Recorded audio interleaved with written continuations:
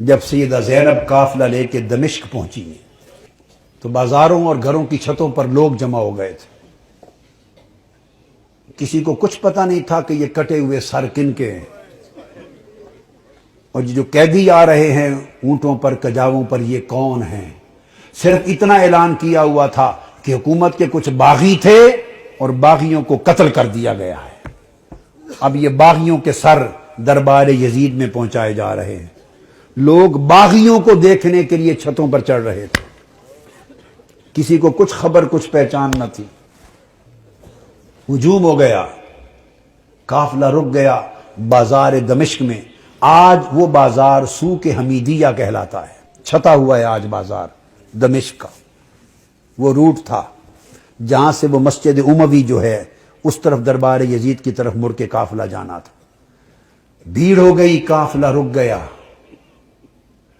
بھوک تھی، پیاس تھی، پریشان حالی تھی، تو چھتوں پہ جو لوگ چڑھ گئے تھے ان میں ایک خاتون بھی چڑھ گئی تھی، بوڑھی۔ اس خاتون نے دیکھا قیدی ہیں، مسافر ہیں، پریشان حال ہیں۔ اس نے پانی بھیجا، کچھ کھانے کی چیزیں بھیجی، کچھ کپڑے بھیجے، دوپٹے بھیجے، ضرورت کا سامان بھیجا۔ سیدہ زینب نے سارا کچھ دیکھ کر اس خاتون کو بلوایا۔ جب وہ قریب آئی تو فرمایا کہ بی بی، تو نے ہمارے ساتھ بڑی نیکی کی ہے۔ کوفہ سے لے کے دمشق تک کسی نے ہمیں پوچھا تک نہیں، کسی نے ہمارے حال کی خبر نہیں لی۔ تم کون ہو اور ہمیں کیا سمجھ کے ہم سے اتنی بھلائی کی؟ اس نے کہا میں اور تو کچھ نہیں، میں اپنی اوائل چھوٹی عمر میں مدینہ رہتی تھی اور حضرت سیدہ فاطمہ الزہرا کی خادمہ تھی۔ پھر جب ان کا وصال ہو گیا تو مدینہ چھوڑ کے دمشق آ گئی، پھر وہاں نہیں رہی۔ تو تم نے اتنی نیکی کی ہمارے ساتھ کیا سمجھ کے؟ اس نے کہا مجھے اور تو کچھ معلوم نہیں۔ تو جب آخری وقت تھا حضور سیدہ کائنات کا تو میں نے عرض کیا بی بی مجھے کوئی وصیت کر دیں، وصیت کی عمر بھر عمل کروں۔ تو انہوں نے مجھے، جانتی تھی کہ میں دمشق سے ہوں، انہوں نے مجھے وصیت کی تھی، فرمایا تھا بیٹا ایک ہی وصیت ہے، کبھی قیدی نظر آئیں تو ان سے اچھا سلوک کرنا۔ زندگی میں کبھی قیدی نظر آئیں تو ان سے اچھا سلوک کرنا۔ میں نے تو دیکھا ہے قیدی ہیں اور مجھے ان کی وصیت یاد آئی ہے۔ زندگی میں پہلی مرتبہ موقع ملا ہے تو میں نے سیدہ فاطمہ الزہرا کی، اپنی مخدومہ کی، میں نے نصیحت پہ عمل کر کے قیدی جان کے تو یہ سارا کچھ کیا ہے۔ سیدہ زینب رضی اللہ تعالی عنہ اور سلام اللہ علیہ فرمانے لگی اللہ تیرا بھلا کرے، تجھے اجر دے، بتا تو نے ہم سے اتنی نیکی کی، بھلائی کی، ہم تیرے لیے کیا دعا کریں، کیا صلہ دیں؟ ہم تو اس وقت خود مسافر ہیں، قیدی ہیں، لٹے ہیں، مظلوم ہیں، بے یار و مددگار ہیں، ہم تیرے لیے کیا دعا کر سکتے ہیں؟ اس نے کہا بی بی میری ایک ہی آرزو ہے عمر بھر کی، وہ دعا کر دیں۔ پوچھا کیا آرزو ہے؟ اس نے کہا جب میں وہاں سے چلی تھی تو سیدہ فاطمہ الزہرا رضی اللہ تعالی عنہا کے چھوٹے چھوٹے شہزادے تھے، حسن حسین اور بی بی زینب، چھوٹے معصوم بچے تھے۔ اب زمانہ گزر گیا، میری اس وقت سے آرزو ہے کہ کبھی مجھے حسین اور زینب کی زیارت ہو جائے، دعا کر دے کہ مجھے ان کی زیارت نصیب ہو۔ بی بی زینب نے فرمایا تیری دعا قبول ہو گئی، میں زینب ہوں جو قیدی ہوں، اور جس کا سر کٹا نیزے پر دیکھ رہے ہو یہ حسین ہے۔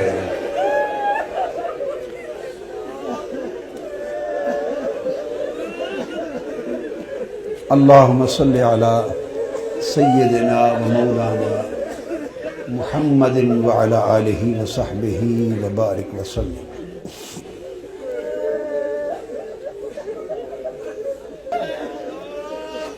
پھر سیدہ زینب قافلہ لے کر جب دربار یزید میں پہنچی ہیں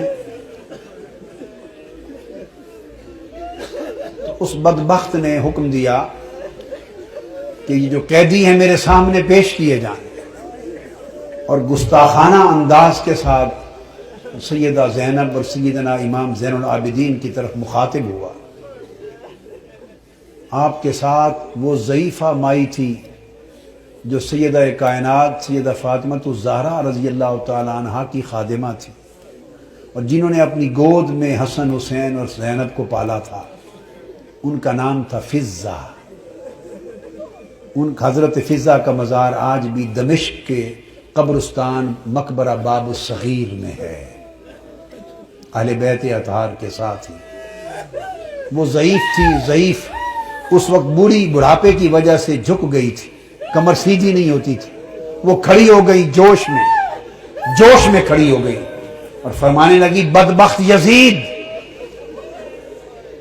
تم جن کو باندیاں کہہ رہا ہے، یہ قیدی باندیاں پیش کی جائیں، خبردار، یہ دنیا اور آخرت اور کل کائنات کی مالک و وارث ہیں، تاجدار کائنات کی شہزادیاں ہیں، تمیز سے بات کر۔ یزید نے اپنے فوجیوں کو دیکھا اور کہا کہ یہ بوڑھی خاتون کون ہے جو جسارت اور بے ادبی کر رہی ہے ہمارے دربار میں، اس کی خبر لو۔ اس کے فوجی اٹھے، انہوں نے تلوار لہرائی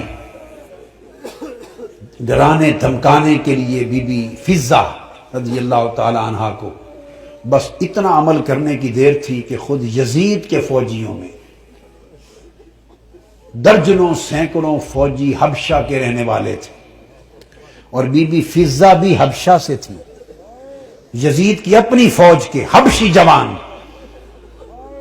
یک لخت 20 حبشی جوان تلواریں میان سے نکال کے کھڑے ہو گئے۔ ان کی جو قومی غیرت تھی اور وطن کی حمیت تھی، اس نے جوش مارا۔ اس نے کہا، خبردار، یہ ہمارے وطن کی ماں ہے، حبشہ کی ماں ہے، اگر کسی نے اس کی طرف ہاتھ بڑھایا تو تلواروں سے گردنیں کاٹ دیں گے۔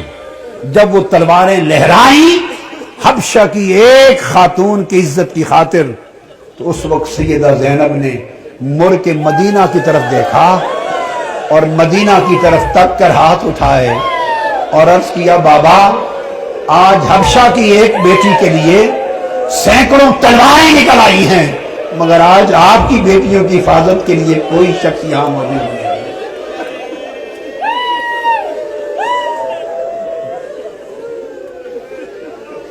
اللہم صلی علی سیدنا و مولانا محمد وعلی آلہ وصحبہ وبارک وسلم۔ الصلاة والسلام علیک یا سیدی یا رسول اللہ وعلی آلک و اصحابک و اہل بیتک یا حبیب اللہ وعلی آلک و اہل بیتک و ذریتک یا حبیب اللہ وما علینا الا البلاغ۔